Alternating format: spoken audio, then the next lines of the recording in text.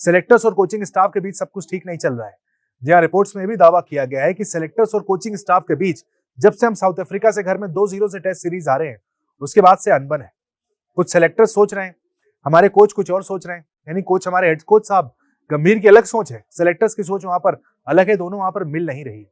ऐसे में यहाँ पर बीसीसीआई का काम हो गया है कि सेलेक्टर्स और कोचिंग स्टाफ के साथ एक साथ बैठे, टीम मैनेजमेंट बोर्ड में मौजूद हो, वहां पर सारे सेलेक्टर्स वहां पर मौजूद हो, जो भी अनबन वहां पर जो भी मतभेद चल रहे हैं वो किसी से भी हो, वो गौतम गंभीर के अजीत अगरकर से हो, प्रज्ञान ओझा से हो, आरपी सिंह से हो, शिव सुंदर दास से हो, अजय रात्रा से हो, किसी से भी हो, जितने भी सेलेक्टर्स हैं वो सॉर्ट आउट करने बहुत जरूरी हो गए।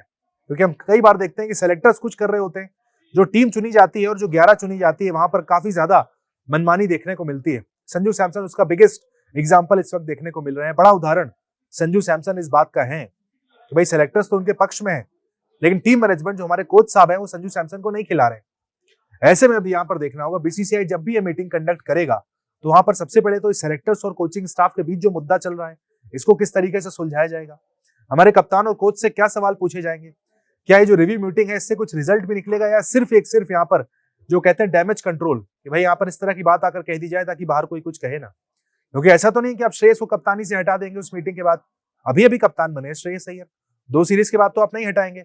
गौतम गंभीर का कॉन्ट्रैक्ट 2027 तक है, उनको भी आप नहीं हटाएंगे, तो उस मीटिंग में आप चर्चा क्या करेंगे भाई कि क्या गलतियां हुई उसको कैसे ठीक कर सकते हैं, वो प्लान इंप्लीमेंट कौन करेगा, इंप्लीमेंट करने वाले भी तो आपके गौतम गंभीर और श्रेयस अय्यर ही होंगे। तो इंतजार करना होगा यहाँ पर कि बीसीसीआई अपनी उस रिव्यू मीटिंग में क्या बड़े फैसले करता है, जिसके बाद क्या भारतीय क्रिकेट सही दिशा में जाएगा। क्योंकि वर्ल्ड कप हम जरूर जीत गए अपने घर पर, लेकिन उसके बाद से क्रिकेट कोई हमारा सही दिशा में नहीं चल रहा है।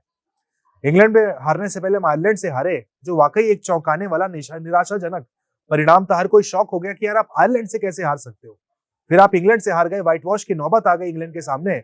ऐसे में अब रिव्यू तो करेगा बीसीसीआई। बेशक अभी वनडे मैचेस बचे हैं, 3 वनडे मैचेस हैं वहां पर। बीसीसीआई अगर भारतीय टीम वो जीत जाती है तो देखिए जरूर इंडिया में थोड़ा सा लोग तारीफ करने लगेंगे, अरे रोहित शर्मा विराट कोहली आ गए हम जीत गए, लेकिन T20 में जो हार हुई है बर्दाश्त के बाहर है। इसीलिए अब बीसीसीआई भी सख्त हो गया और कुछ कड़े कदम टीम इंडिया और उनके कोचिंग स्टाफ पर उठाने पड़ेंगे। टीम इंडिया के कोचिंग स्टाफ में कुछ बड़े बदलाव हो सकते हैं।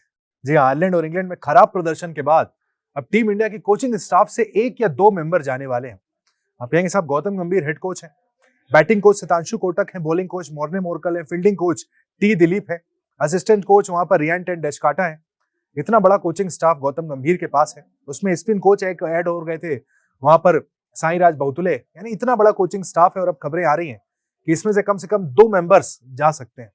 एक मेंबर तो जो कोचिंग स्टाफ का है वो आईपीएल की फ्रेंचाइजी से जुड़ सकता है, बातचीत उनकी चल रही है। रिपोर्ट्स ऐसी आई, इस रिपोर्ट्स में दावा किया गया है कि देखिए 2+1 का कॉन्ट्रैक्ट था, यानी 2 साल प्लस 1 साल और उसका कॉन्ट्रैक्ट एक्सटेंड होने की बात कही गई थी, लेकिन अब वो कॉन्ट्रैक्ट एक्सटेंड होता हुआ नहीं दिख रहा है। यानी कोचिंग स्टाफ में बड़ा बदलाव यहां पर साफ देखने को मिल सकता है। बीसीसीआई पहले ही संकेत दे चुका है। बीसीसीआई के सेक्रेटरी देवजीत सैकिया इस बात को पहले ही कह चुके हैं कि ये सीरीज जब खत्म होगी, जब भारतीय टीम इंग्लैंड से वापस आएगी तो एक रिव्यू मीटिंग रखी जाएगी। जी हाँ, एक रिव्यू मीटिंग की बात कही गई कि भाई इतना खराब प्रदर्शन क्यों हुआ है, ये सवाल वहां पर पूछे जाएंगे कोच गौतम गंभीर से, कप्तान श्रेयस अय्यर से। हालांकि ये इसमें खास नीचे लिखा गया है कि इसके अलावा और कुछ बात वहां पर नहीं होगी।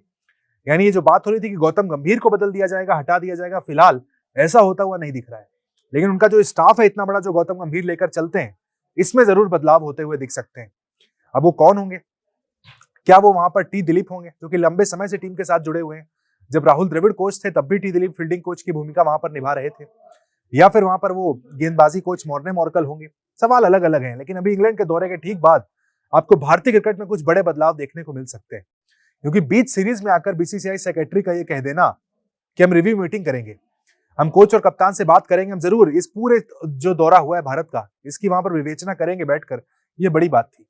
बीसीसीआई चाहता तो सीरीज के बीच में इस बात को नहीं कहता, सीरीज खत्म होती तब ये बात कही जाती कि मीटिंग होगी, मीटिंग बंद कमरे में हो भी जाती।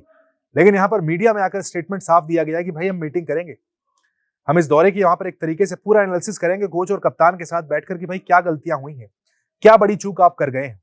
और ऐसे में अब ये खबर आ जाना कि कोचिंग स्टाफ में भी बदलाव होंगे, साफ समझ में आता है कि सब कुछ ठीक नहीं है टीम इंडिया के ड्रेसिंग रूम में। एक और बड़ी खबर है,